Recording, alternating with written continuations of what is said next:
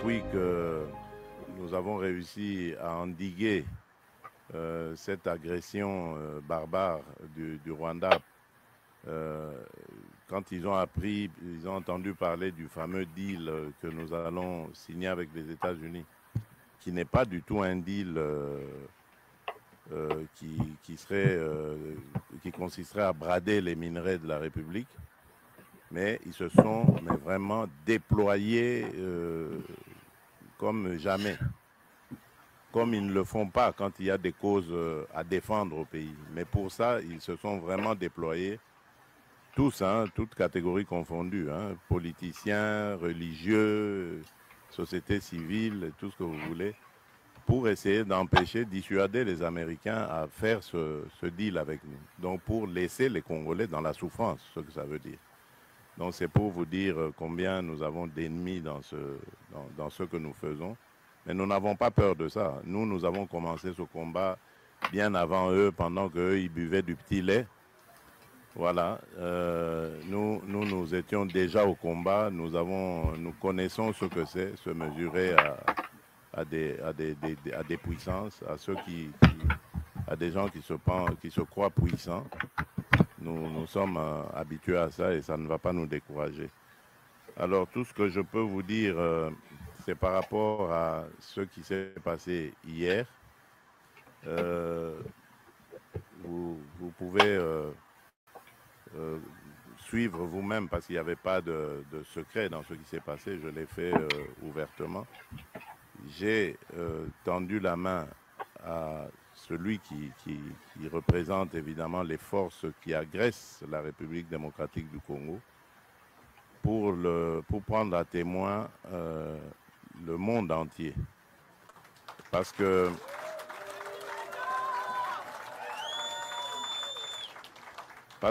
depuis un certain temps, vous ne le savez pas, c'est des batailles qui se passent dans les milieux diplomatiques. Vous n'êtes pas forcément toujours au courant, mais les initiés peuvent le savoir. Depuis un certain temps, on nous faisait passer, nous les victimes, comme étant des va-t-en-guerre, alors que c'est nous qui sommes agressés et que nous avions, en tant que victimes, le droit de nous défendre. Eh bien, mais dans ce droit que nous exercions de nous défendre, on commençait à vouloir nous présenter comme des gens qui ne voulaient pas la paix, qui voulaient la guerre. Et donc, moi, j'ai voulu montrer au monde entier que ce n'était pas vrai, que nous sommes les premiers à vouloir la paix. Et puisque nous voulons cette paix, ben, je tends la main maintenant pour dire, OK, alors, puisque vous dites que c'est nous qui voulions la guerre, ben maintenant je dis, nous voulons la paix, alors répondez à cela. Et vous avez vous-même suivi la réponse. Voilà. Donc, c'est pour vous dire que nous avons réussi à démasquer, évidemment, ceux qui se cachaient derrière cette manipulation. Et je vous dis que cette manipulation, elle va jusqu'à l'intérieur du pays. Tous ceux qui parlent de dialogue et tout ça, qui présentent aussi à leur manière les choses en disant, voilà, on ne veut pas du dialogue. Oui, on ne veut pas de ce dialogue-là. Oui, celui-là, on n'en veut pas. On veut d'un dialogue entre Congolais qui sont tous contre cette agression. La seule chose que je demande à ces gens qui veulent le dialogue, c'est d'abord de condamner l'agresseur, de le nommer clairement et de le condamner. Et là, alors, on va dire, ce sont des patriotes qui peuvent se mettre à nos côtés pour parler dialogue. On ne parle pas dialogue avec des émissaires des agresseurs, qui d'ailleurs, quand ils arrivent à la table des discussions, parlent que d'intérêts des agresseurs. Ils ne parlent pas des intérêts des Congolais. Il n'y a rien qui concerne les Congolais. Tout est tourné sur comment est-ce que on va. Alors ça, moi j'ai dit, ça n'arrivera plus, en tout cas, à moins qu'on me dégomme, on me tue, mais tant que je serai vivant, ça n'arrivera pas. Ça n'arrivera pas parce que c'est à cause de ça que nous sommes toujours dans nos problèmes ici. toutes ces farces qu'ils ont appelées dialogue et ceci, cela, qui se sont terminées par des brassages, des mixages, des unions nationales ou que sais-je encore. Et c'est tout ça qui a amené les problèmes que nous avons. Et donc moi j'ai dit plus jamais. Donc je veux bien qu'on discute des problèmes du pays, parce que comme dans tous les autres pays, notre pays aussi a des problèmes, on peut en discuter, mais ça ne veut pas dire qu'il faut se terminer, ça doit se terminer par des brassages, des mixages.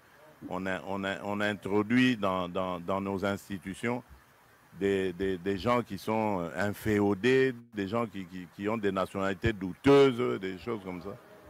Ça, c'est... Alors, donc, nous voulons la paix. Ça, c'est très clair. Nous sommes les premiers à le dire depuis l'agression de 2022, quand elle a commencé. Nous voulons la paix. Parce que je peux vous dire que cette guerre nous coûte énormément.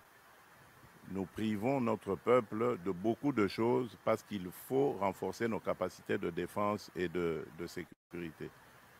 Et si on peut éviter cela et consacrer quand même ce peu de ressources à continuer à développer le social du peuple, les infrastructures, l'agriculture et tout ça, mais je signe des deux mains. Donc c'est pour ça que je dis, la paix, je la veux de tout cœur, mais pas à n'importe quel prix, pas une paix factice qui va encore nous rejeter, nous remettre dans les travers du passé et encore nous amener des problèmes et des victimes innocentes dans notre pays. Donc c'est ça que je tenais à vous dire. Laissez parler les aigris, les ignorants, laissez-les parler. Nous savons ce que nous faisons et je peux vous garantir qu'à aucun moment je ne trahirai mon pays ni mon peuple. Et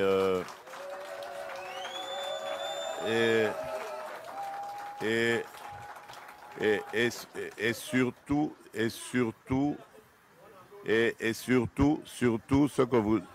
ce que vous devez savoir,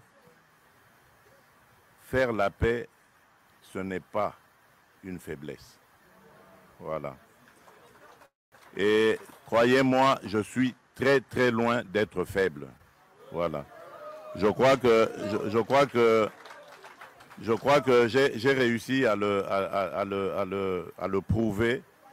J'ai réussi à le prouver à plusieurs reprises. Si aujourd'hui on parle sanctions, si aujourd'hui on parle dialogue, médiation, que ce soit africaine ou autre, américaine et qatari, je crois que c'est grâce quelque part à ce que j'ai aussi fait, ne fût-ce qu'un peu. Donc ce n'est pas du tout une faiblesse, au contraire, c'est une noblesse de savoir faire la paix des braves. Je l'ai proposé, j'attends la réponse, je sais que ça a troublé, je ne tiens pas compte de ce qui est sorti, je sais qu'ils vont réfléchir et ils vont me faire une offre et c'est ce que j'attends. Voilà. Voilà, salutations le plus fraternel à tous les amis, à tous les sympathisants de la MAT. Merci de vous savoir si nombreux. Vous êtes là au son de ma voix. Bien-aimés, abonnez-vous dans la MAT officielle. Nous avons besoin de vos j'aime, nous avons besoin de cœur, nous avons besoin de vous. Vraiment, ne restez pas stagnés, continuez, augmentons la mercure, abonnez-vous. Nous vous la demandons humblement. Merci à tous les amis qui nous suivent de près ou de loin. Que la paix qui surpasse toute intelligence garde vos cœurs ainsi que vos pensées. Et que la bénédiction des nombres 6 à 22 à 27, je paraphrase. C'est ainsi, vous mettrez mon nom sur mon peuple et je les bénirai. Que la bénédiction d'en haut ainsi que d'en bas découle de vos vies, là vous vous retrouvez à ce net moment. Merci. Bien-aimés, nous allons rapidement essayer un peu de décortiquer la deuxième phase du président de la République, c'est-à-dire la réaction du président Tshisekedi en Belgique. Après avoir parlé, comment dirais-je, lors de cet grand événement que vous avez pu assister, nous avons vu la déclaration faite par le président de la République après avoir tendu la main pour faire la paix des braves à Paul Kagame, vous avez vu ce qu'a été la réaction rapide voilà, du gouvernement du côté du Rwanda, voilà, qui ont encore une fois, comment dirais-je, taxé le président de la République des comédiens politiques. Vous voyez, encore les insultes des comédiens politiques. Voilà, ça c'est du côté du Rwanda. Voilà. Et après cela, le président était obligé, il s'est donné l'obligation d'aller s'entretenir avec des Congolais vivant en Belgique, ceux de la diaspora. Voilà, vous avez vu pas mal de nos compatriotes, même des musiciens, étaient aussi là pour écouter le chef de l'État. Mais nous allons relever certains points dans le propos du président de la République. Nous allons relever certains points. Voilà. Bien-aimés, vous venez d'écouter les propos, vous avez écouté de vos propres oreilles. Déjà, le président s'est jeté lui-même de fleurs en disant qu'il est loin d'être faible. Nous allons commencer par là, avant d'attaquer certaines paroles qu'il a eu à utiliser contre ses compatriotes à lui, de les traiter des aigris, des inconscients, tout ce que vous voulez. Nous allons aussi parler de ça. Mais je retiens vers la fin où le président dit, il s'est jeté lui-même de fleurs en disant, il est loin d'être faible. Si vous entendez parler des sanctions, si vous entendez parler, comment dirais-je, de pourparlers par-ci par-là, au Qatar, aux États-Unis, à l'Union africaine, nanani, nanana, c'est aussi grâce à ce qu'il est en train de faire. Et lui-même, il a dit que c'était peu. Voilà, il reconnaît quand même que c'était peu. Mais j'aimerais rebondir rapidement dans ce que le chef de l'État venait de dire. Il s'est jeté lui-même de fleurs, mais la question que nous devions nous poser, c'est bien bon que le président se jette à lui-même de fleurs, mais ce serait mieux que la population puisse constater, que la population se dise enfin, nous avons la réponse, la diplomatie agissante, non loin qu'hier, non loin. Quand je dis hier, ce n'est pas hier, voilà. À la tribune des Nations Unies, le président de la République a encore exposé le problème concernant la République démocratique du Congo. Le chef de l'État lui-même a dit que malgré les accords signés avec les États-Unis, je suis ici au 27 juin 2025, malgré les accords, jusque-là sur le terrain, rien ne change. Rien ne va. La crise continue, l'insécurité continue, les territoires sont toujours occupés, le rebelle continue à monter, tout. Ça, ce sont des déclarations explicites du chef de l'État. Mais regardez maintenant le président, encore en Belgique, il dit que si vous entendez parler des sanctions, des accords et des pourparlers par-ci, par-là, c'est grâce à ce que... Mais nous disons, dans tout ce que le président a eu à faire, quel est l'impact, quel est le résultat de ce que le président, alors que lui-même, le président de la République, dans la tribune des Nations Unies, il a demandé à ce que l'ONU revienne, il a demandé à ce que, comment dirais-je, qu'on renforce encore, qu'on renforce des choses concernant la RDC. Il a reconnu que rien ne va, malgré la signature, rien ne va, il l'a reconnu tout ça. Mais bon, nous ne comprenons pas pourquoi est-ce qu'il y a cette manière de communiquer du chef de l'État. Vous comprenez? Il y a un peu un paradoxe dans la manière dont le chef de l'État communique avec sa population. Nous avons suivi sa réaction à la tribune des Nations Unies où il a dit haut et fort que rien ne va. Cela veut dire que les accords ont accouché d'une souris. Une souris nette, c'est-à-dire une souris prématurée même. Tout ce que le président y a à faire, la diplomatie agissante, nanani, nanana, zéro. Le gangster de la Maison-Blanche n'a pas réussi à mettre la paix, n'a pas réussi à foutre dehors les ennemis de la population congolaise. Au contraire, on nous demande à nous d'arrêter les vents, d'attraper les vents. Le président lui-même vient de le dire, qu'on nous met dans la posture d'un pays qui vante en guerre, alors que c'est nous qui sommes agressés. Mais si tel est le cas, monsieur le président, vous reconnaissez en réalité, nous ne sommes pas dans la position de qui vante en guerre. Nous sommes agressés. C'est nous qui sommes victimes dans cette agression. Mais si tel est le cas, pourquoi avoir accepté les conditions qui nous a été imposée à Washington. Pourquoi accepter les conditions qui nous a été imposées à Washington le 25 juin et le 27 juin 2025? Pourquoi avoir accepté cela lorsqu'on demande à la RDC de traquer les FDLR, lorsqu'on demande à la RDC de respecter l'intégrité territoriale du Rwanda? Pourquoi accepter tout ça? Pourquoi accepter tout ça? Pourquoi accepter tout ça? Alors que vous le savez bien, que c'est nous qui sommes agressés.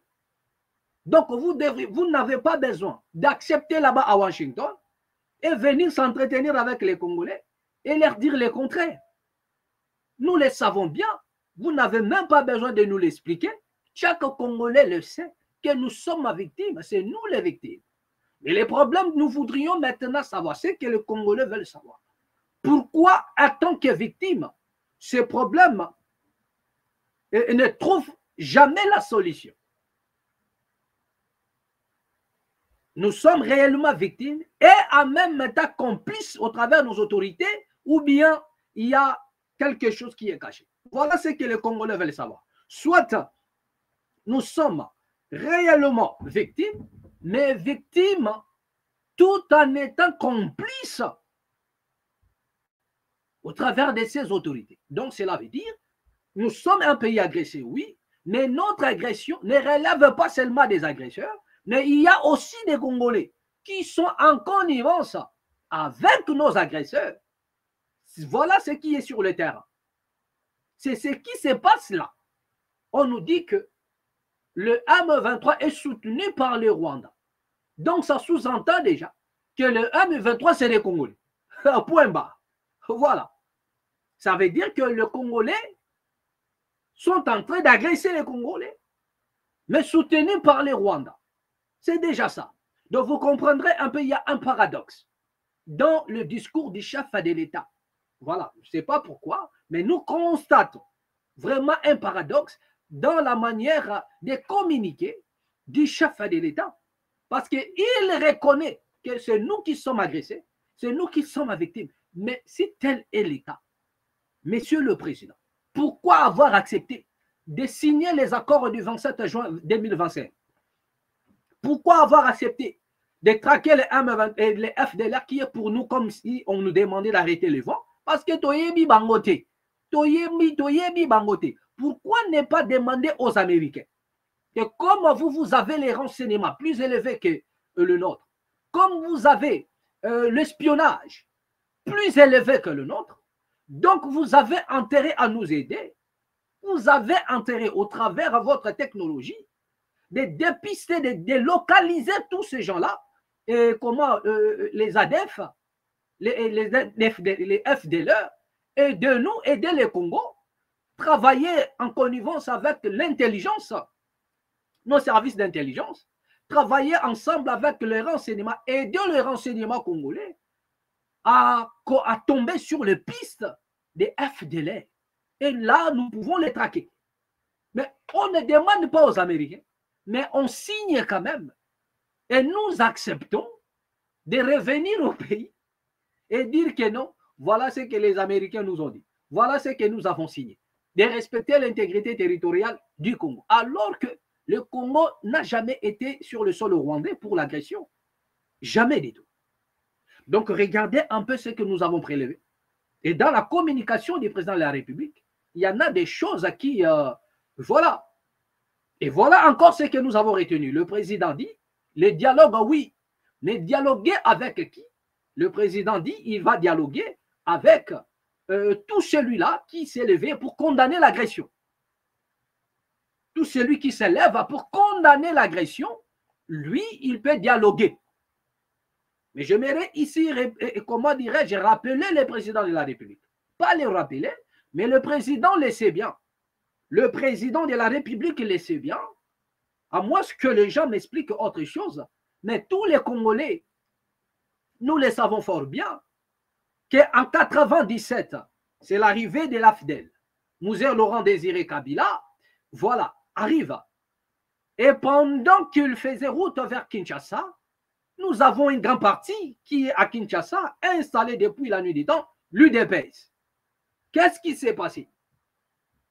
Pendant que Mobutu cherchait à dialoguer, à négocier, voilà, à dialoguer, voilà, il s'agit des Congolais, à dialoguer, parce que quand on dialogue avec les Congolais, on négocie avec des forces étrangères.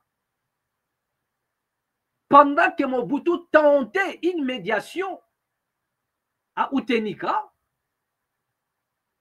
mais nous avions UDPS avec nous. Qu'est-ce que le papa Tshisekedi nous avait dit? Boti kabango bakota, bazabande konabiso. Donc pendant que Mobutu et ses partisans cherchaient un peu et à négocier avec Mouzé Laurent Désiré Kabila, non, à dialoguer pendant qu'il cherchait un dialogue entre Mouzé Laurent Désiré Kabila et Mobutu. Mais le président Tshisekedi Wamulumba, papa Tshisekedi Wamulumba, quelle a été sa position? Il n'a pas soutenu le président de la République à l'époque, Mobutu. Au contraire, lui, il a fait une déclaration en disant Boti Kabango Bakota, parce que Bazabande Konabiso, laissez-les entrer. Ça, ce sont des déclarations de papa Tshisekedi. Moi, je crois que personne oserait à ce net moment faire une telle déclaration. Ça qui est un prix contre sa vie. Personne ne dira que non, laissez les M23 venir. Ce sont nos frères. D'ailleurs, nous autres ici, nous avons, comment, depuis le premier jour, nous sommes radicaux là-dessus. Pas question, nous avons dit à la population congolaise, ne croyez pas à un pseudo-libérateur. Ne croyez pas à un pseudo-libérateur. Voilà. D'accord. Donc, les revendications de Nanga n'ont pas de sens, n'ont pas de fondement. Lorsque ce monsieur a quitté Kinshasa, pour aller, il s'est rendu au Kenya, pour, comment dirais-je, présenter aux yeux du monde comme quoi il est déjà un leader politique avec un parti politique. Il n'a pas parlé, il n'avait pas le discours qu'il a aujourd'hui. Il parlait de la légitimité, il parlait d'autres choses. La mauvaise gouvernance, il faisait allusion à la mauvaise gouvernance, à la tyrannie, selon lui, nanani, nanana. Après un moment donné, il a évolué pour nous parler comme quoi Tshisekedi était illégitime. Alors que c'est lui qui avait proclamé Tshisekedi président de la République. Vous avez le discours de Nanga qui nous dit que non, j'ai fabriqué un monstre. Donc lui, il nous a donné un monstre. Le jugement doit s'abattre sur cet homme. Comment peut-on offrir à une nation le monstre? Est-ce que le monstre a pour but d'organiser des fêtes d'anniversaire pour les gens? Avez-vous déjà vu un monstre qui organise la fête et fait cadeau aux enfants? Non. Le monstre a pour but de dévaster.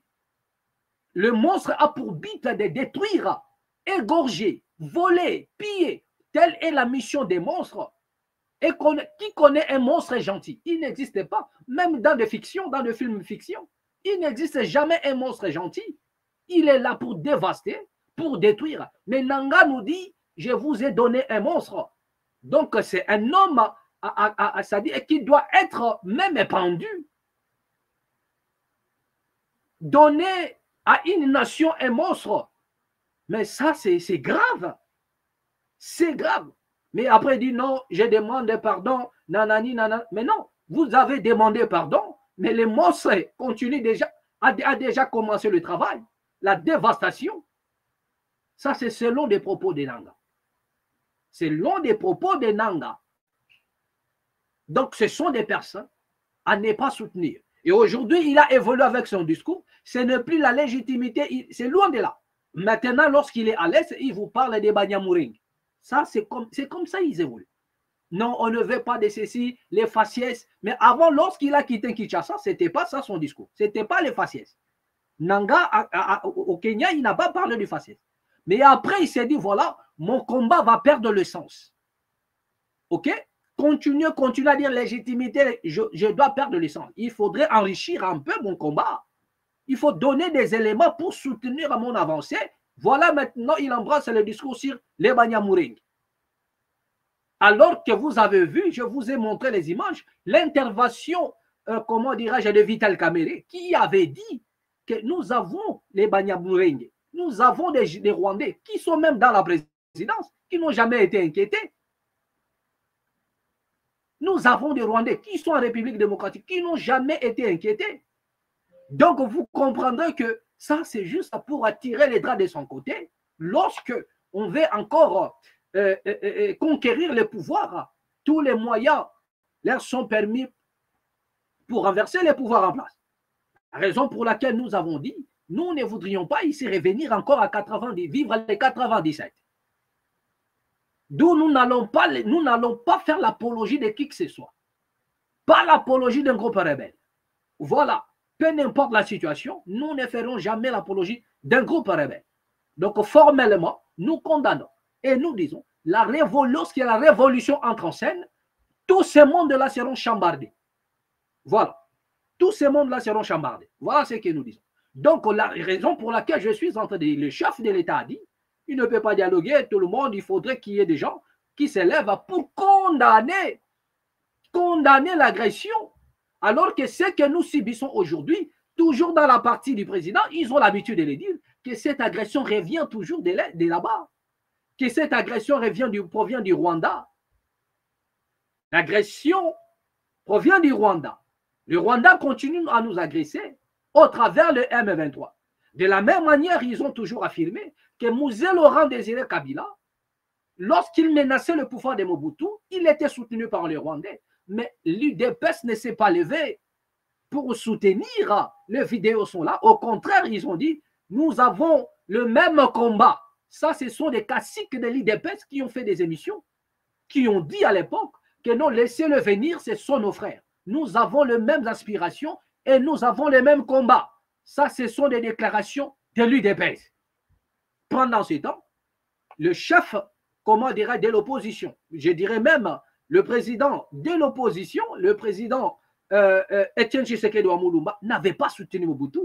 Pendant que Mobutu, terrassé par la maladie, il partait de gauche à droite pour aller, comment dirais-je, faire le pourparler, faire la paix des braves, soit avec Mouzé Laurent Désiré Kabila, tout en étant faible. Mais il n'avait pas le soutien.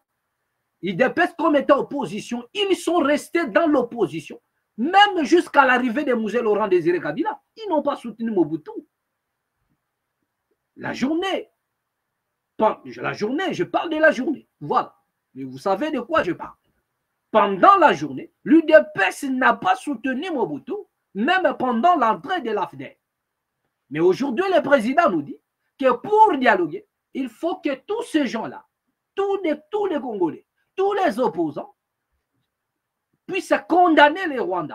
Mais ça, dans une démocratie, cela n'a pas de sens, monsieur le président. Dans une démocratie, ça n'a pas de sens. Parce que ces gens-là ont des revendications.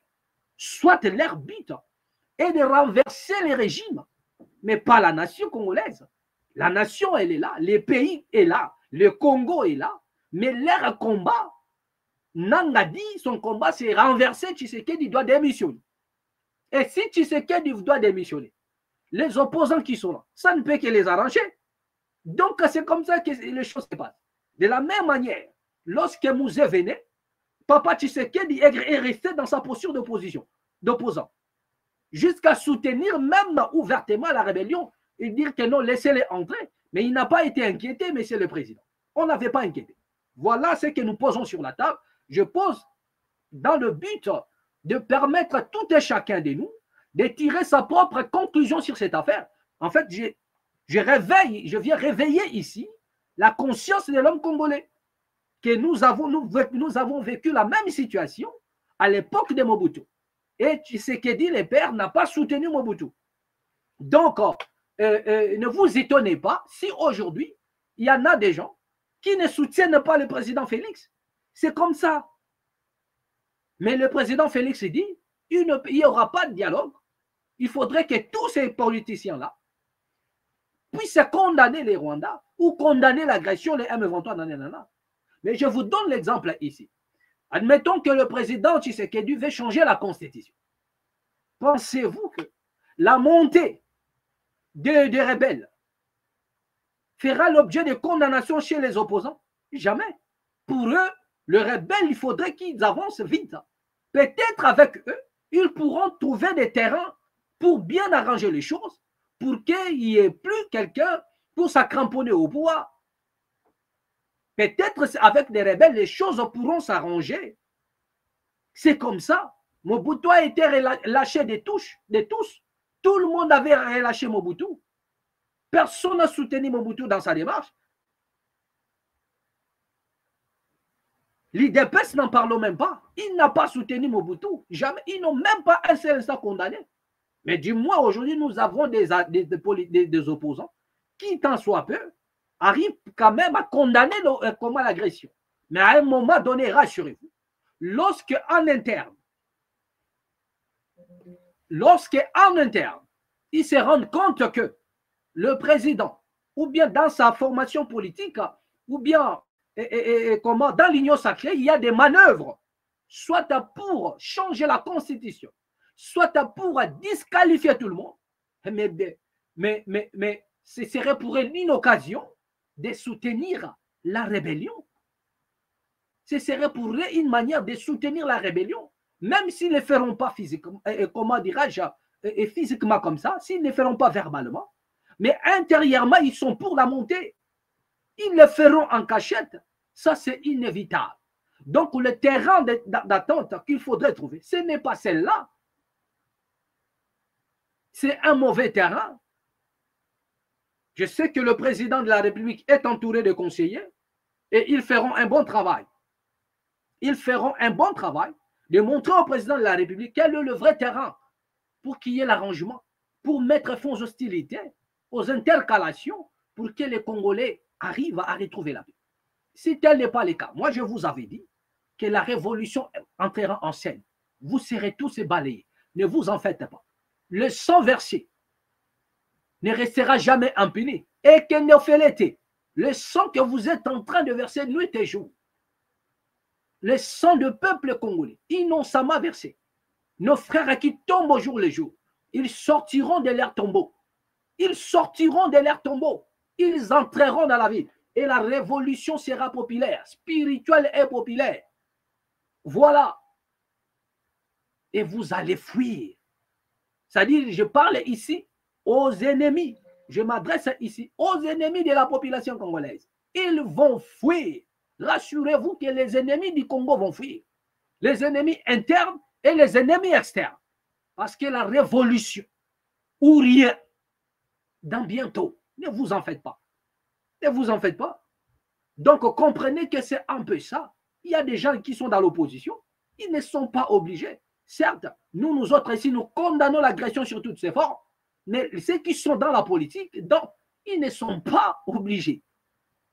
S'ils se rendent compte que non, le président Tshisekedi fait certaines choses qui ne les arrangent pas et qu'ils sont incapables de réagir au risque d'être arrêtés, ils ne pourront que soutenir la rébellion. Ne vous en faites pas. C'est comme ça que ça se passe. L'UDPS ne savait pas quoi faire pour renverser Mobutu. La raison pour laquelle ils ont soutenu Mouzé Laurent Désiré Kabila. La raison pour laquelle ils avaient soutenu Mouzé Laurent Désiré Kabila. Donc, l'histoire se répète. Vous comprenez? Et lorsque l'histoire se répète, il faudrait prendre des choses à des bons côtés. C'est ainsi que le Congo va avancer. C'est ainsi que le Congo. Encore, il y a encore un élément. Le président dit les autres, ce sont des aigris et des inconscients. Déjà, il y a un problème encore, ce que nous disons. Les Congolais ont beaucoup, la majorité des Congolais ont souvent été heurtés contre les propos du chef de l'État. Ce n'est pas aujourd'hui que le président arrive à blesser sa population. Moi, j'aimerais dire ici au chef de l'État que vous n'êtes pas le président d'un groupe. Voilà, vous n'êtes pas le président d'un petit groupe. C'est-à-dire que le chef de l'État lui-même doit se rendre compte qu'il n'a jamais été le président d'un parti politique. Non. Il est le président du Congo. Il est le président du Congo. Et lorsqu'il parle d'une manière restreinte, ça relève même, et comment dirais-je, ça prouve en suffisance que ce que les opposants reprochent sur lui est vrai. Qu'il est illégitime Parce qu'on nous a toujours dit qu'il a été voté à la suffrage universel. Le président de la République, il a été voté. Donc, si le président s'adresse rien qu'à une communauté, à une catégorie de personnes, c'est qu'il n'a pas été, lui-même le sait, c'est qu'il n'a pas été élu massivement. Il n'a pas été élu massivement. Mais un homme d'État qui a été élu à la suffrage universel, il a été élu massivement, cela veut dire qu'il y a au moins la majorité, la quasi-majorité qui t'ont soutenu. Donc, dans votre discours, vous devriez avoir un discours rassembleur. Un chef de l'État, c'est comme un papa dans une maison. Peu n'importe des tensions, le papa reste au-dessus de la mêlée. Donc, le discours doit être un discours rassembleur et non un discours qui divise. Certaines, parce que si vous êtes un président de la République, vous êtes un président. Et de ceux qui ont cru en vous, et de ceux qui n'ont pas cru en vous. Voilà le rôle d'un président de la République. Donc, si vous êtes un président de la République, vous êtes président et de ceux-là qui ne vous ont pas voté et de ceux-là qui vous ont voté. Donc, vous n'allez pas dire que comme vous ne m'avez pas voté, donc je ne suis pas votre président, je ne ferai rien à votre faveur, je ferai tout à votre défaveur, je serai président pour ceux qui... Ça, c'est mal connu. C'est-à-dire quoi? Ça, c'est... que dirais-je même? Ça, ce n'est pas être un homme d'État. Ce n'est pas connaître ce qu'on fait. La fonction du président, c'est mal connaître cela. Et ce n'est même pas connaître la politique. Dans la politique, il y a toujours l'opposition. Pareil, parmi le peuple, il y aura une partie qui vous soutiendront. Il y aura aussi une partie qui ne seront pas avec vous. Mais vous n'allez pas dire que voilà les budgets que nous allons voter ne sera pas pour les autres parce qu'ils ne m'ont jamais soutenu. Non, ça, ce n'est pas un homme d'État. Un homme d'État, il fait sa mission, il fait son travail, et sur ceux-là qui l'ont voté, même sur ceux-là qui ne l'ont pas voté, ça s'appelle un homme d'État. Et le président doit avoir un discours ensemble. S'il y en a des couacs, c'est normal. Le président pourrait peut-être dire aux gens que si vous entendez les gens parler, sachez-les que c'est normal. Dans la vie, c'est comme ça. Il y aura des gens qui ne vont pas croire à vous. Il y aura des gens qui vont croire. Il y aura des gens qui ne vont pas vous soutenir. Mais je dis à tous ceux-là qui ne croient pas en moi, qui ne me soutiennent pas aujourd'hui, demain ils seront fiers de moi, ils me soutiendront. Car je suis le président de tous les Congolais. Même de ceux qui ne croient pas en moi, je suis toujours votre président. Demain, vous serez fiers de moi parce que peut-être vous ne comprenez pas ce que j'ai fait aujourd'hui. Demain, vous allez comprendre cela. Voilà, tel est le discours rassembleur d'un homme d'État. Des petites paroles, des petits mots, des insultes, des aigris. Donc, je ne sais pas, le président insulte qui? Il insulte sa population, ou bien il insulte les opposants, ou bien il insulte Kagame.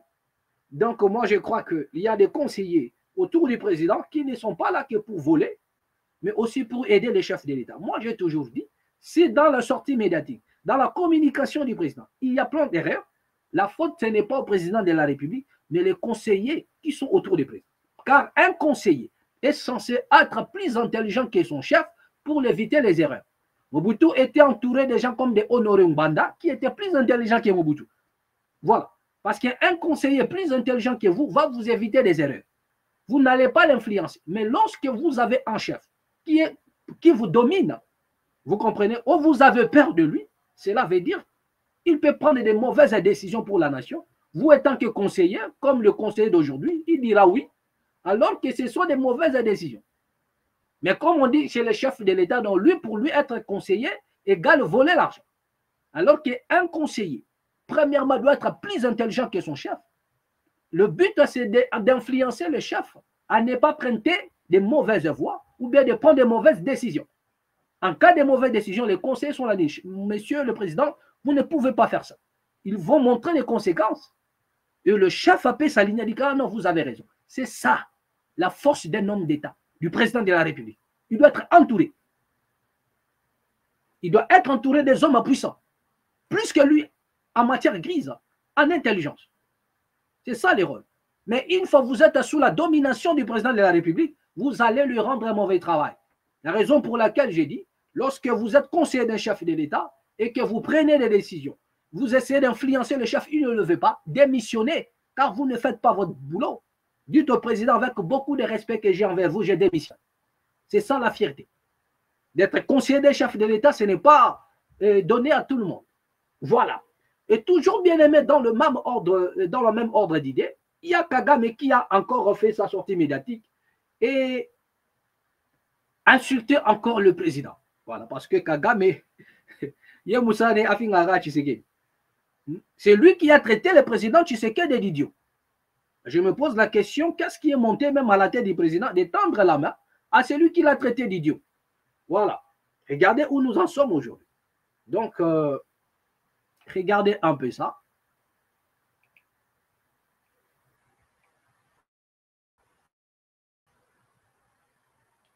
Où est donc la vidéo? Nous cherchons la vidéo, s'il vous plaît. Attendez. Kagame, lorsqu'il fait sa sortie médiatique, lorsqu'on lui demande quelque chose sur Tshisekedi, il ne manque pas d'insulter Tshisekedi. Écoutez un peu ça. Tshisekedi is Making deals with what? with Tshisekedi, with Felix.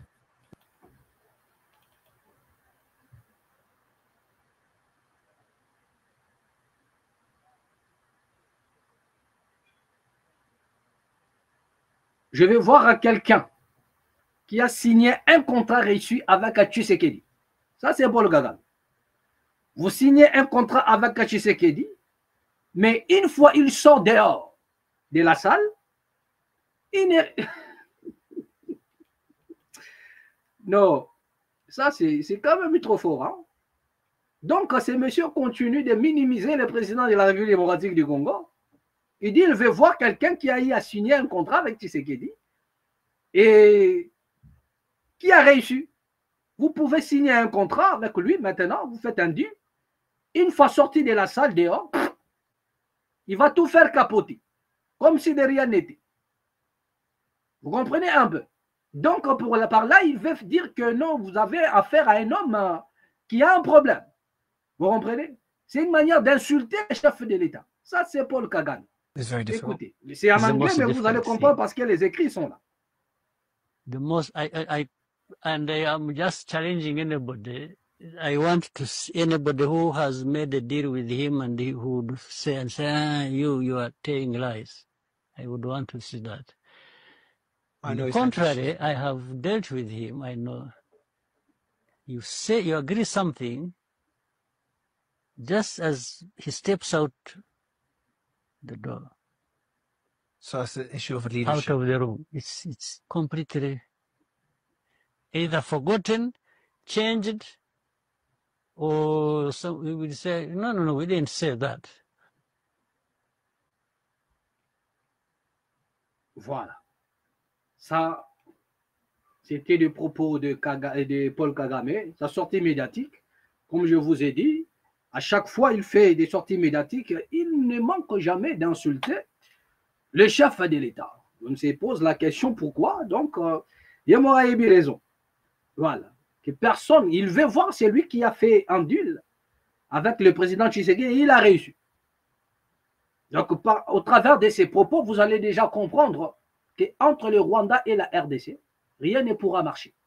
Donc, moi, je vous ai dit autrefois que si ce n'est qu'avec le président Tshisekedi, Kagame, il n'est pas pour la paix, il est pour la guerre.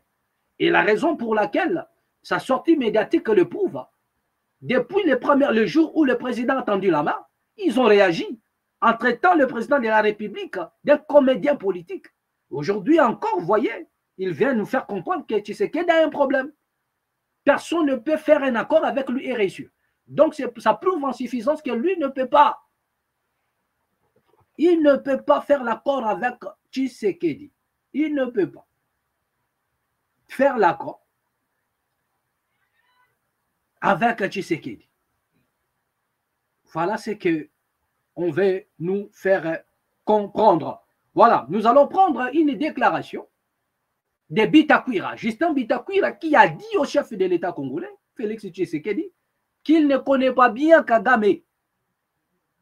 Il lui dit, Kagame Kende Kotuna, l'ancien président Abiyarimana, qui est déjà décédé, bien sûr. Ça, c'est Bitakwira. Qu'est-ce que Justin Bitakwira nous dit? je tiens à fustiger le propos semblerait tenu par M. Justin Bitakwira sur Top Congo FM, où il a déclaré celui qui veut vraiment savoir qui est Paul Kagame devrait aller poser la question à Abiyarimana dans sa tombe. Même si l'on s'agenouille 1000 fois devant Kagame, il ne reculera jamais. C'est un jusqu'au boutiste, plus encore que Netanyahu au Moyen-Orient. Alors, nous avons le choix, céder tous les pays ou une partie, ou bien nous battre. Voilà, ces propos sont très forts et relèvent d'une interprétation subjective, teintée d'émotions et de rhétorique politique. Il est essentiel de rappeler que l'analyse des relations internationales doit se baser sur des faits précis et vérifiables, et non sur des comparaisons historiques ou des exagérations. Le président Kagame, comme à tout leader, doit être évalué selon ses décisions concrètes, sa participation aux instances régionales et internationales, et l'impact réel de ses actions sur la paix et la stabilité. Pour la RDC, la souveraineté et la sécurité nationale se défendent mieux par la stratégie, la diplomatie et le dialogue, plutôt que par des déclarations belliqueuses ou des postures radicales. En somme, l'approche scientifique et objective permet de comprendre la complexité des rapports régionaux sans tomber dans l'émotion ou la peur. Voilà. D'accord. Donc, Justin Bitakwira nous a dit, c'est lui qui veut vraiment connaître qui est Paul Kagame, dans sa tombe, que vous pouvez vous agenouiller. Donc, c'est une manière de dire au chef de l'État, peu importe vos déclarations de tendre la main à Kagame, lorsque Kagame prend l'option de vous renverser, il ne va pas reculer. Il ne peut plus abandonner cette option pour faire une autre. Au contraire, vous avez peut-être abandonné l'option des sanctions, mais Kagame n'a pas dit. C'est là où ça pose problème et c'est là où les Congolais ne comprennent rien. Monsieur le Président, comment l'homme avec qui vous avez des problèmes, Kagame qui nous agresse, il n'a pas abandonné son agression parce que vous le confirmez selon vous qu'il continue à soutenir les M23. Donc, c'est lui au contraire qui devrait tendre la main à la RDC pour enfin abandonner les sanctions contre lui. Mais nous avons fait le contraire. Mais en faisant le contraire, qu'avons-nous gagné? Parce qu'en Belgique, le président dit, rassurez-vous, nous sommes loin d'être faibles. Donc, si nous sommes loin d'être faibles, donnez-nous maintenant, comment dirais-je, faisons l'étude comparative maintenant sur le terrain. Loin d'être faibles, mais qu'est-ce qui se passe? Ou bien qu'est-ce qui va se passer si Kagame est refusé? Déjà, il a refusé, mais après, nous attendons maintenant ce qui va se passer après. Parce que le président a dit, il est loin d'être faible. Donc, Kagame n'est pas pour la paix, il est pour la guerre. Donc, nous attendons maintenant le plan B du président. Parce que nous avons dit, le président ne peut pas faire cette déclaration s'il n'avait pas un plan B. Donc, nous osons croire qu'il y a un plan B et nous attendons ce plan B-là. Voilà. Nous avons hâte d'attendre parce que la population ne doit pas continuer à tomber. Nos frères ne doivent pas continuer à mourir. Nous attendons donc les plans B. Kagame ne peut pas reculer. Une fois opté pour la guerre, opté pour la déstabilisation, il ne peut pas reculer. Vous allez changer d'option. Lui ne changera pas son option. Voilà. Renverser le régime Tshisekedi ou rien, c'est ce qu'il peut faire. Voilà, telle a été les déclarations de Bitakwira. C'est qu'il est figé sur ce qu'il décide. Il ne change pas. Il est plus radical que Netanyahu au Moyen-Orient. Ça, ce sont des propos de Bitakwira. Mais en parlant même des Rwandais, il s'est passé quelque chose à Brazzaville. Là-bas, il n'y a pas quelqu'un qui dit non, ne touchez pas les faciès. Non, non, non, non. Non. Plus de 13 familles rwandais vivant en République du Congo. Congo-Brazzaville. 13 familles. déguerpis. Et ça, c'est l'armée, c'est la police, c'est les militaires qui sont venus les déguerpir. Là-bas, il n'est pas question que non, les autorités interviennent. Ils n'ont pas intervenu. Que non, ne faites pas ceci, nanani, oh, baza, bande konabiso. Là-bas, ce n'est pas ça. Ce n'est pas ça. Nous ne sommes pas quand même pour la violence. Mais dis-moi, ce qui se passe au Congo-Brazzaville, ou bien ce que nos confrères, le Rwandais vivent, ou bien ils sont en train de vivre du côté de Brazzaville, en réalité, c'est la crainte des Brazzavillois de subir ou de vivre ce que vit la République démocratique du Congo. Voilà. Ils sont en crainte, ils craignent. Aujourd'hui, on nous parle du Rwanda, c'est un super pays. Aujourd'hui, on nous dit que le Rwanda, voilà, il fait beau nanani, nanana. Mais moi, je crois que le mieux, ce serait à nos frères rwandais d'aller vivre chez eux. Parce qu'un jour arrivera où même si les Congolais sont naïfs aujourd'hui, mais sous d'autres cieux, la population ne sera pas naïve. Regardez du côté des Brazzaville, c'est maintenant les militaires qui viennent les déguerpir et ils n'ont pas pitié. Mais chez nous, vous n'allez pas nous montrer une famille rwandaise que les Congolais sont partis lyncher à ce net moment. Il n'y en a pas. Même quand on nous dit que non, nous sommes machin, on nous tue, alors qu'il y a des généraux rwandais dans l'armée congolaise. Nous avons des généraux qui sont de l'espace, qui parlent le Kinyarwanda. Je dirais même ils sont rwandais. Et ça, ce n'est pas moi qui l'ai dit, c'est Vital Kamerhe. Il a dit même jusqu'à la présidence. Il y a des Rwandais. Il y a des Rwandais. Donc moi, je crois que si les Rwandais étaient réellement inquiétés, tous ces Rwandais-là qui sont au pouvoir, ils feront des rapports, ils vont réagir, ils vont intervenir. Ils vont dire un mot si réellement ils sont victimes de quoi que ce soit. Vous comprenez? Donc, si aujourd'hui, peut-être nous sommes naïfs, peut-être les Congolais sont naïfs, mais d'autres peuples ne seront pas. Et ça, c'est par la crainte. Nous ne sommes pas contre la violence, mais ils craignent. Parce que c'est qu'ils ont toujours vu en République démocratique du Congo, et depuis la nuit des temps, on ne fait que parler du Rwanda, comme quoi les Rwandais déstabilisent les Congos. Ils ont peur que demain ou après-demain, nous sommes nés, nous grandissons, nous n'avons jamais entendu parler d'une ethnie au Congo-Brazzaville qui serait de l'espace, qui parlerait Kinyarwanda. Et ces gens-là, les Brazzavillois, craignent qu'un jour, qu'une communauté s'élève au Congo pour dire que non, nous sommes les Banyamulenge congolais de Brazzaville. Que voilà, nos ancêtres étaient ici depuis. En fait, ils sont même les autorités congolaises des Brazzaville. Il y a des conférences, il y a dans l'ensemble, même l'Assemblée nationale était divisée sur cette question. Le jour où le président Sassou s'est rendu au Rwanda, vous avez vu ce qui s'est passé au Parlement. La classe politique était divisée parce qu'ils ne veulent pas. Ce n'est pas qu'ils ne veulent pas que les gens vivent chez eux, mais ils ont peur. Ils craignent de vivre ce qui se passe en République démocratique du Congo. Et tout ça pourquoi? Parce que les autorités rwandaises, ils rendent des mauvais services à la population rwandaise. Et ils oublient un jour que la population rwandaise aura du mal d'habiter dans certains coins de l'Afrique et d'évoluer. Il y aura des endroits où vous allez peut-être un individu, deux, oui. Mais si l'on se rend compte que vous commencez à vous multiplier beaucoup, ça va poser un problème. Sous d'autres cieux, je l'ai dit. Nous ne sommes pas pour la violence. Et la raison pour laquelle j'en appelle aux autorités rwandaises d'avoir une politique de bon voisinage, d'arrêter avec des hostilités, de cultiver la vraie paix avec les voisins. Parce qu'un jour, il y aura des Rwandais qui vont aller habiter ailleurs. Ce qui s'est passé du côté des Brazzaville, ce n'est pas que non, la femme. J'ai eu pitié de cette maman qui parlait, vous allez voir dans les images. Mais le problème, ce n'est pas cette dame qui est un problème pour le Congo, non.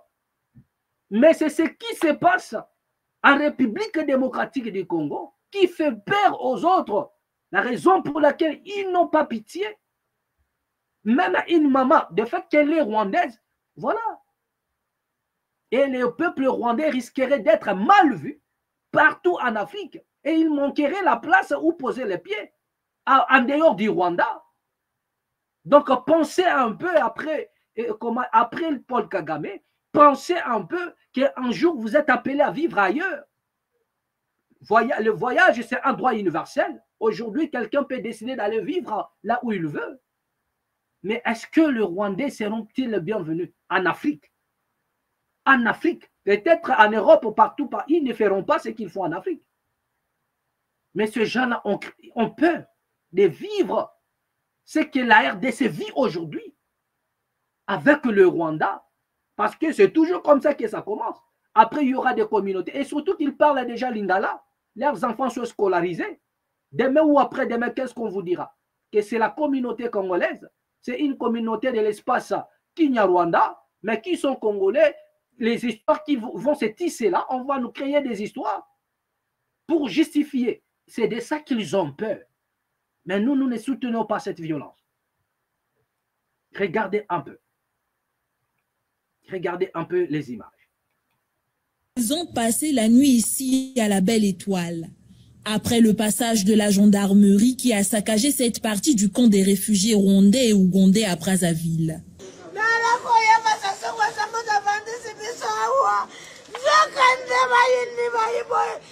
Sur les lieux, la tristesse a gagné tous les visages.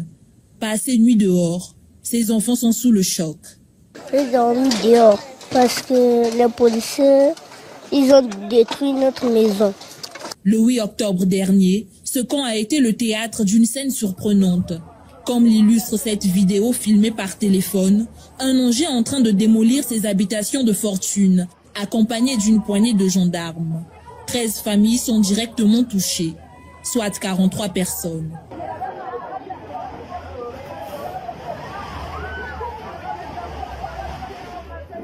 Des scènes de violence ont émaillé cette action. Et cette femme, la cinquantaine, est l'une des victimes. Après, natiki mwana, tangu natiki mwana, bakoti ba débrancher, bakati kura ba débrancher na gaz.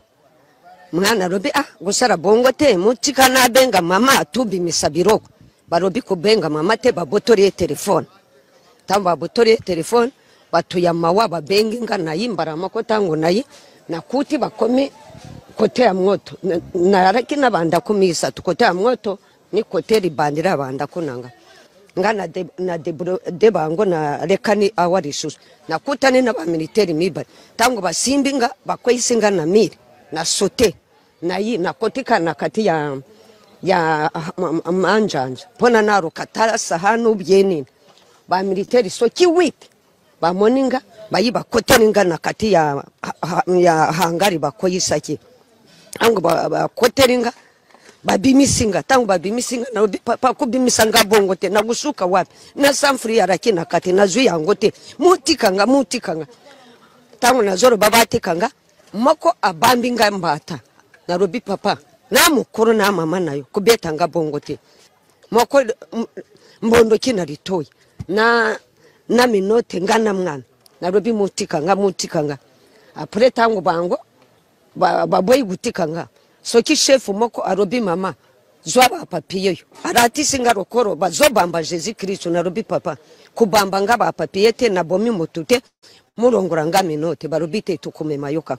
Au moment de l'action, nombreux sont ceux qui étaient absents de leurs maisons respectives, selon les témoignages. On déplore des pertes en matériel et même en somme d'argent.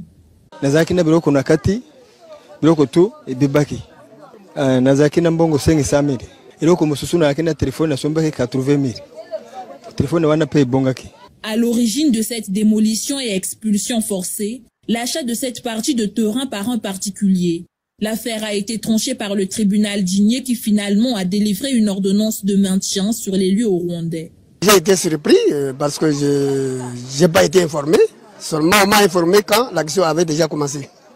Bon, il s'agit de la gendarmerie qui est passée hier avec les engins et qui avait commencé à détruire ces cases de réfugiés.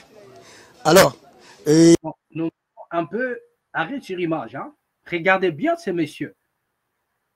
Et si l'on ne vous dit pas, que c'est un Rwandais, vous n'aurez pas l'idée. Si l'on vous dit pas que c'est un Rwandais, pour ceux qui disent que non, la faciès, tout ça, vous voyez, ces messieurs, lui, il n'a même pas l'air d'un Rwandais, alors qu'ils sont un citoyen rwandais. Il n'a pas l'air d'un Rwandais, alors qu'ils sont un citoyen rwandais. Mais vous n'aurez pas l'idée si l'on ne vous dit pas. Ou bien si peut-être il ne parlait pas, si pour ceux qui connaissent bien les accents, là vous pouvez peut-être le détecter, comprendre que ah, c'est pas un Congolais de Brazzaville. Mais vous allez remarquer, quand vous le voyez, vous n'avez pas l'idée même que c'est un Rwandais. Voilà, c'est pareil même du côté du Congo, ils sont là, tranquilles, mais vous n'avez même pas l'idée que c'est un Rwandais. Des pasteurs, des prêtres, vous n'avez pas l'idée, parce que tous n'ont pas, genre, voilà, faciès, c'est tout ça que nous connaissons avec des nez, tout ça là, tous ne sont pas comme ça. Voilà, c'était juste ça, c'est juste pour tirer l'attention, pour dire que non, voilà, que pour ceux qui disent que non, les Rwandais ils n'ont que des visages, je ne sais pas moi comment, non, tous ne sont pas comme ça. Comme tel que le papa que je viens de voir là, vous voyez qu'il n'a pas un visage genre ovale ou comment, et avec les nez genre fines, tout ça. Non, tous ne sont pas comme ça. Donc, il y en a aussi, voilà. D'accord. On parlerait donc des Tutsis, des Hutus, voilà, tout ça aussi. Voilà, ou bien des Toits, et puis voilà. Non, on ne connaît pas, ce sont des citoyens rwandais, mais dont on ne connaît pas l'appartenance. Tutsi, Hutu, Toit, comment. Voilà. C'était juste une précision. Continue. Et ce que je savais, que il y a ici, ils avaient posé la plainte au tribunal d'Igné contre les gens qui habitent dans ces deux parcelles. Bon, c'est un certain qui travaille au ministère des Finances à Brazzaville. Bon, maintenant, il avait posé la plainte au 45, Igné, et puis Igné avait dit que le monsieur a gagné le procès. Et le signataire de ce jugement, c'est le greffier, il a une parcelle ici, il a acheté la parcelle ici au camp. Donc, pour tout le monde qui a besoin de la plainte, donc nécessairement, ils doivent gagner. Ce qui étonne, c'est que ce site affecté aux réfugiés depuis 1997 est un domaine de l'État. Même le drapeau tricolore et une plaque ont été placés par la mairie de Kintélé, interdisant l'occupation et l'abattage des arbres. Madame le maire avait envoyé un drapeau et deux pancartes. Sur les deux pancartes, c'est écrit « Interdiction d'occuper les parcelles et d'abattre les arbres ». Et il a monté aussi le drapeau. Bon, c'est ce qui nous étonne. Et ces gens-là, bon, est-ce qu'il y a des relations entre les terriens, les acheteurs de parcelles et l'État qui nous a assuré que nous sommes ici, qui nous a placés ici depuis 97 jusqu'à aujourd'hui, bientôt 28 ans. Désormais sans abri, ces familles ne savent plus à quel sens se vouer. Depuis 28 ans, les Rwandais vivent ici, dans ce site affecté par l'État congolais. Ils étaient un peu plus de 8400 sujets rwandais sur le sol congolais en 2020. Mais depuis fin décembre 2018, leur statut de réfugié avait pris fin. Une situation de son statut qui les expose à de nombreuses tracasseries, telles que la spoliation de ce site par des individus qui défient l'autorité de l'État. Voilà. Ça, c'est ce qui se passe du côté de Brazzaville. On signale que leur statut de réfugié avait pris fin. Donc, ils n'avaient plus les droits, je ne sais pas moi comment, d'y rester sur le sol congolais et tout ce que vous avez compris là. Mais qu'à cela ne tienne, nous allons dire, nous sommes africains, nous ne sommes pas pour la violence. Je vis une maman qui était là, qui parlait, qui disait même qu'il a encaissé une gifle de la part d'un policier, tout ça. Et ce n'est pas quelque chose à louer, ça fait mal comme Africains. Nous ne sommes pas habitués à ces genres d'actes. Je venais de le dire tout à l'heure que ce qui arrive à nos confrères, à nos frères du Rwanda, ce n'est pas qu'ils représentaient un danger pour le Congo-Brazzaville, mais il y en a aussi cet aspect où je vous ai dit que les Congolais ou bien le Congo-Brazzaville a peur au travers de certaines autorités aussi de ce qui arrive à la RDC. Depuis la nuit du temps, ils attendent que parler du Rwanda. Que c'est le Rwanda qui déstabilise les Congos. C'est le Rwanda qui fait ceci. Et d'où il y a des sujets rwandais là-bas, à un moment donné, il y a des choses comme ça, des déviations que nous ne soutenons pas. Donc nous demanderons humblement aux autorités et congolaises du côté des Brazzaville d'être un peu clément, de sécuriser. Il y a des enfants qui sont là, il y a quelques enfants qui sont là et ils n'ont pas la place où aller. Et voilà, d'accord. Donc, au nom de, je dirais même, de cet amour que nous avons comme Africains, de trouver une place pour les loger. Voilà. Pensez un peu à ces enfants-là qui vont peut-être aller à l'école. À l'air là, ils ne peuvent plus y aller. Ils pourront peut-être se soulager. Ils ne peuvent plus y aller là.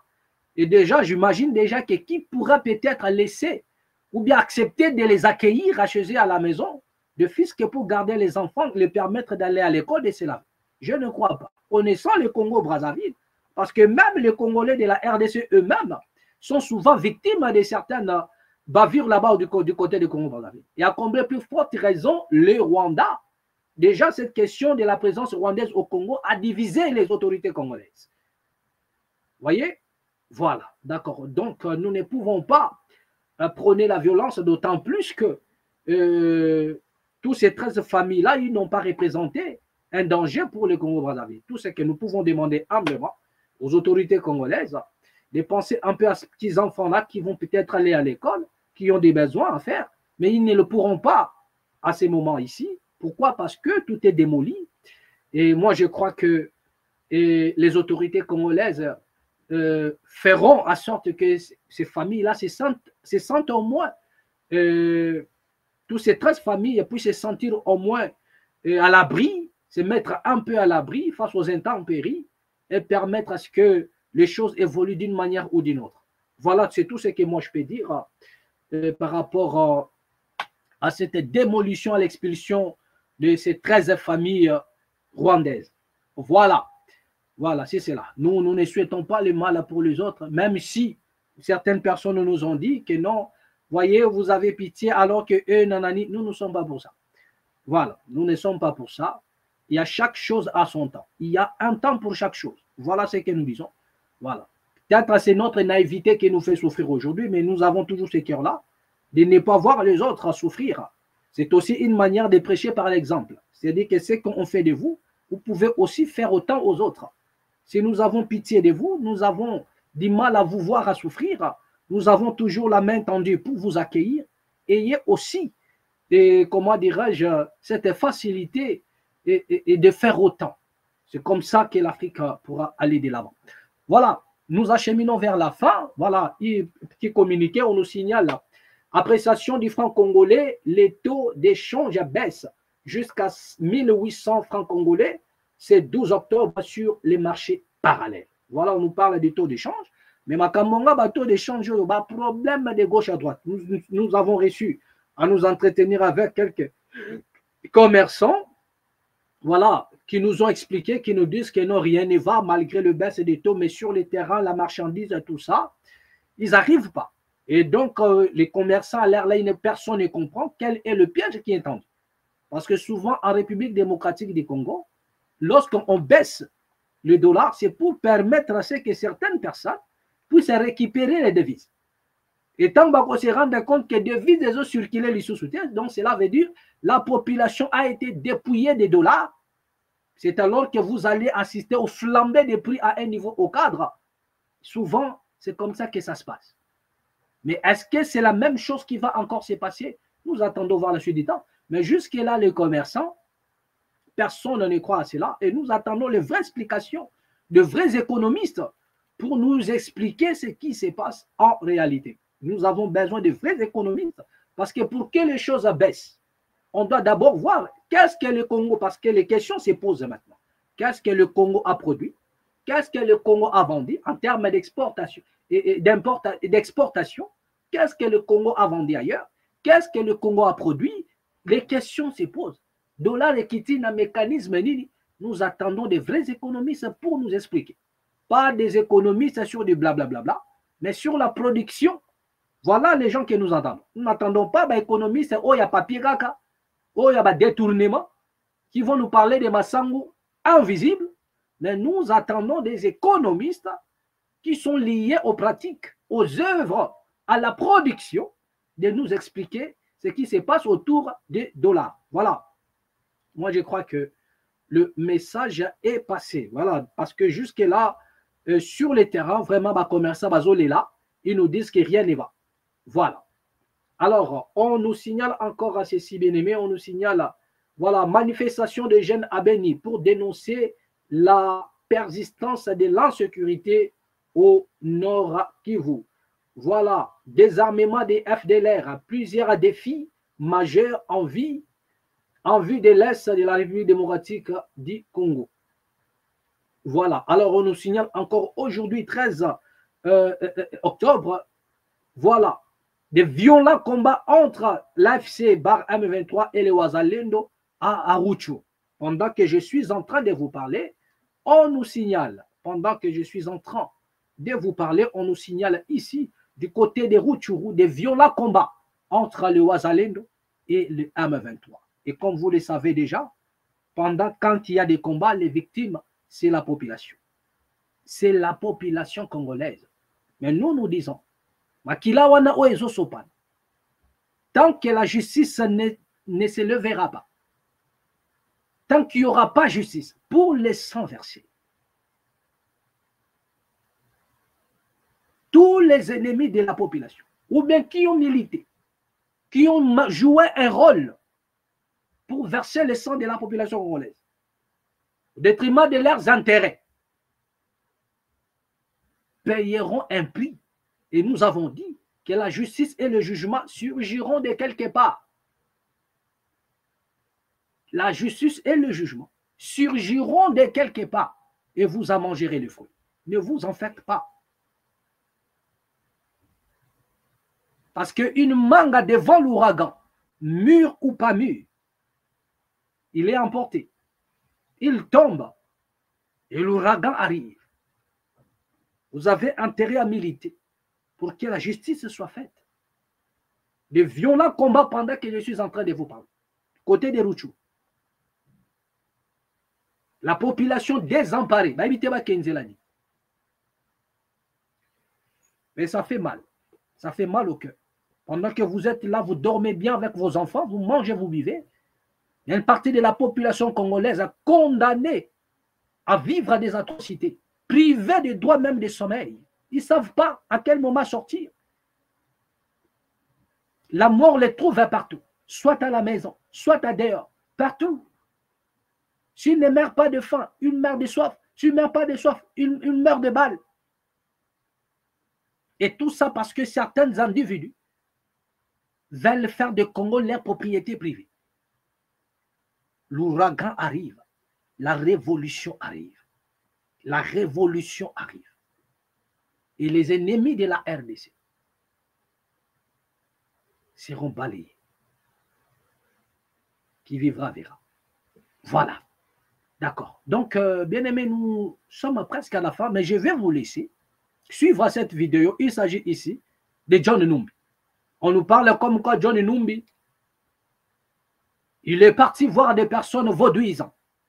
Je ne sais pas pour quelle pratique. Mais lorsque nous regardons les images, nous voyons bien que c'est John Numbi et sa compilance.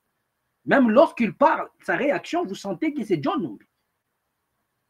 Mais on ne sait pas. Comme aujourd'hui, tout le monde parle de l'intelligence artificielle, certaines personnes ont dit que ça, c'est l'œuvre de l'UDPS pour nuire au clan Kabila, nanani, nanana. Mais nous allons seulement vous balancer les images. Chacun va tirer sa propre conclusion. Mais nous sommes en train de surfer là-dessus. Peut-être dans les jours à venir, nous aurons la lumière sur ce point. Mais quand vous regardez l'image, vous voyez que c'est John Numbi. Bon, qu'est-ce qu'on peut dire? Montage et la voix et tout rassemblés pour nuire à John Numbi. Il y en a même des gens qui ont dit qu'ils ont parlé avec John Numbi, dit que ce n'est pas lui, c'est le montage. Regardez cette vidéo. Ce que tu vas faire, papa, oui. Je vais bientôt prendre le bâton. Je vais bientôt prendre le bâton là. Moi, je ne touche plus l'eau. Je vais bientôt prendre le bâton. Et puis, quand je vais prendre le bâton, tu vas encore rester avec l'esprit du vaudou. Parle, ne crois pas qu'il attend tout. Et si tu veux tout à l'heure, je veux faire, il va répéter tout ce que tu as dit. D'accord? Oui. Il entend. Toi, tu vois que c'est une statue. Mais je vois au-dessus l'esprit de chez nous, du vaudou. Vous comprenez? Donc tu dois maintenant expliquer. Tu vas dire, moi, je m'appelle John Numbi. J'ai travaillé en tant que comme ça. Tu donnes tout ton parcours, les relations que tu as eues, même avec Kabila. Mais Kabila, attention, il n'est pas trop clair. Tu comprends? Il a trop versé le sang. Il y a même quelque chose que j'ai vu. Je te dis que ça reste entre nous deux. Il a fait le crocodile à manger quelqu'un. Tu comprends? Il a fait le crocodile à manger un être humain qui était un soldat. Voilà. Donc déjà, quand vous regardez, vous voyez qu'il s'agit là de John Numbi. Mais attendez, est-ce que John Numbi peut faire un truc et accepter? Et déjà, quand vous regardez bien, vous vous rendez compte que là, c'est difficile de dire que c'est l'intelligence artificielle. C'est difficile de le dire. Parce qu'une image qui est montée par l'intelligence artificielle doit rester fixe. Mais là, vous avez l'impression, soyez un peu intelligent, vous comprendrez que là, quelqu'un a un téléphone. Et regardez comment est-ce que le téléphone est en train de balloter de gauche à droite. Donc, c'est comme si la personne détient le téléphone, mais il ne veut pas que John Numbi, le monsieur que nous voyons, qu'on a pris pour John Numbi, il ne veut pas qu'il se rende compte qu'il est filmé. Voilà, c'est comme ça que ça se passe. Donc, vous allez regarder bien, vous comprendrez que la vidéo est en train de balloter. C'est-à-dire le téléphone bouge de gauche à droite. C'est-à-dire soit il a déposé sur une poche et il ne veut pas que John Numbi se rende compte qu'il s'est fait filmer. Parce que si on peut parler de l'image montée par l'intelligence artificielle, l'image serait fixe et vous comprendrez que la personne, voilà, l'image serait fixe. Mais là, vous sentez que le téléphone est en train de balloter de gauche à droite. Soit il est posé sur sa poche et il est en train de faire des mouvements dans le but de ne pas faire comprendre à John Numbi qu'il est en train de filmer. Donc, il fait tout pour que John Numbi ne se rende pas compte qu'il est en train de le filmer. Voilà ce que j'ai dit. En regardant la façon dont les images sont en train de balloter. Voilà un peu. Mais quand vous regardez la corpulence, vous voyez que c'est John Numbi. Nous ne sommes pas absolus dans notre façon d'analyser. Je pose toujours un problème, mais je vous donne d'autres éléments. Contrairement à d'autres qui ont dit que c'était l'intelligence artificielle. L'intelligence artificielle n'agit pas de cette manière-là. Vous comprenez? Et là, vous sentez que la personne détient son téléphone, mais il refuse.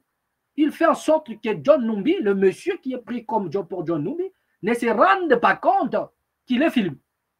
Après le reste, c'est à vous de tirer votre propre conclusion. Mais le but, c'est quoi? Si c'est vrai et que c'est John Numbi, comprenez déjà ce que nous vivons en République démocratique du Congo. Il est parti voir un vaudouisant dans le but de, comme nous disons souvent, travailler cette classe politique.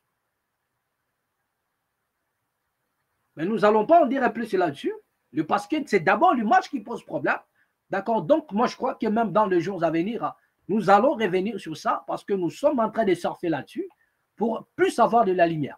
Mais seulement, vous devrez retenir qu'il ne s'agit pas là d'une intelligence artificielle dans le sens où quelqu'un est en train de filmer. Le téléphone est en train de balloter de gauche à droite. Là, il ne s'agit pas d'une intelligence artificielle.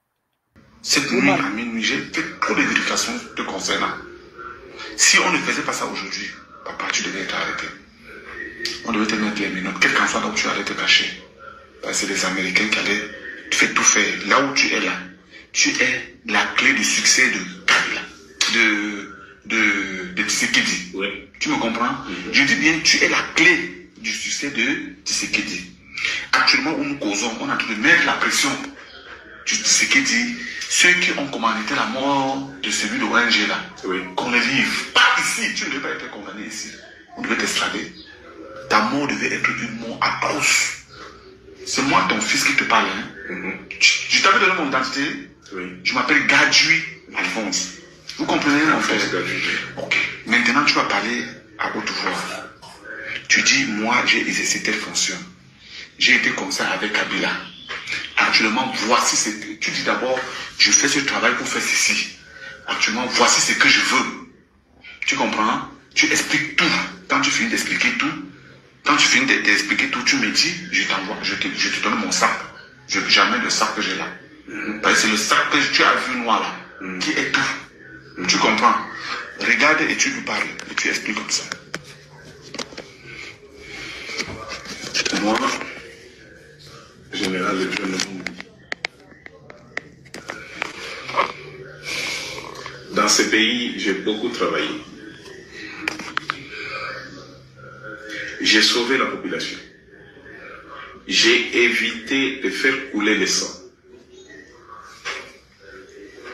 Pendant les 18 ans de règne de Kabila, j'ai sillonné tous les pays pour sauver la population et arrêter les guerres par-ci par-là. À l'arrivée d'Etienne Tshisekedi, de Félix Tshisekedi au pouvoir, il n'a pas gagné les élections. Nous l'avons choisi parce que les Américains voulaient faire couler le sang au pays.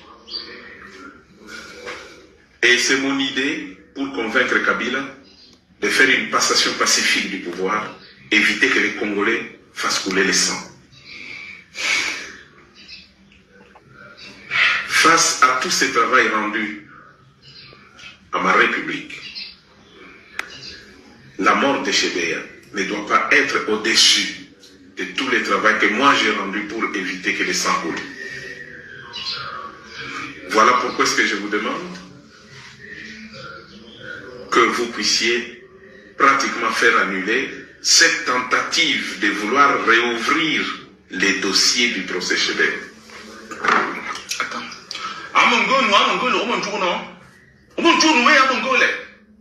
Non, et c'est exactement ce qu'il est en train de demander. Faut parce que si vous faites quelque chose de bon, mon tchuna congolais, mon tchuna une nationalité congolaise, t'as territoire Katanga. Et mon gars nourrit, même les 90 000. Aïe, aïe, aïe. Voilà un peu, c'est sur cette image que nous allons finir. Laissez-moi vous dire un peu, bien aimé, vous savez, la raison pour laquelle l'Afrique continue de sombrer, c'est à cause des choses comme ça. C'est à cause des histoires comme ça. Et quand vous allez parler, vous entendrez certaines personnes dire que non, je suis vaudouisant. Je vous ai dit, j'ai toujours dit, ici dans la maths, disons la vérité. Mais vous allez constater en réalité que la clé de la science n'est plus dans des traditions africaines. La clé de la science nous a été ravie. Voilà. La clé de la science nous a été ravie. Et tout ce qui nous est resté, tout ce qui nous a été laissé, c'est de la manipulation. Parce que si réellement, parce qu'il y en a des gens qui sont vaudouisants, qui sont dans le vaudou, ils sont là. Mais lorsque nous voyons des choses comme ça fait pitié. Comment des traditions nobles,